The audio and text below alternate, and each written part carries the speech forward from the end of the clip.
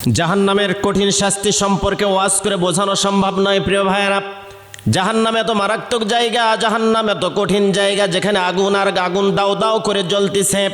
হাদিসে আসছে জাহান্নামের আগুনগুলো জ্বালানো হচ্ছে দীর্ঘদিন ধরে, 1000 বছর ধরে জ্বালানোর পরে আগুনগুলো রং হয়ে গেছে সাদা।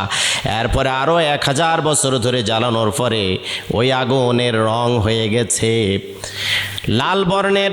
এরপরে আরও 1000 বছর ধরে জ্বালানোর পরে ওই আগুনের রং হয়ে গেছে কালো আকার ধারণ করেছে।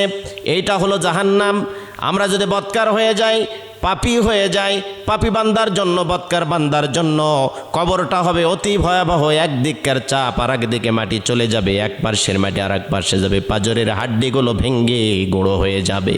প্রিয় ভাইরা, জাহান্নামের তাদেরকে সর্বনিম্ন স্তরে রেখে দেওয়া হবে। কাফেরেরা উপরে থাকবে, মুনাফিকেরা যারা এদিকেও থাকে ওদিকেও থাকে, চগলখুরি করে, মিথ্যা কথা বলে, ইসলামের সবচাইতে বড় ক্ষতি করে যে মুনাফিকেরা, তাদের জন্য জাহান্নামের নিচে একটা আগুনের বাক্স থাকবে। ওই আগুনের বাক্সের ভিতরে তুলে মুনাফিকদের শায়েস্তা করা হবে, কষ্ট দেওয়া হবে, আগুন ধরিয়ে দেওয়া হবে। প্রিয় ভাইয়েরা, শুধু তাই নয়, জাহান্নামের সবচাইতে কম শাস্তি হবে তাদের। জাহান্নামের ভিতরে সবচাইতে নিম্নতম শাস্তি হবে তাদের, ওই ব্যক্তিদেরকে যাদেরকে জাহান্নামের একজোড়া জুতো পরিয়ে দেওয়া হবে। ওই জুতার তাপ যখন পায়ের তলাতে লাগবে, মাথার চাঁদি পর্যন্ত গরম হয়ে যাবে, মাথার মগজগুলো বলকিতে থাকবে, নরম হয়ে যাবে, নাকের ছিদ্র দেয়া, কানের ছিদ্র দেয়া পড়তে থাকবে। জাহান্নামের ভিতরে মানুষগুলো ভয়াবহ আকার ধারণ করবে।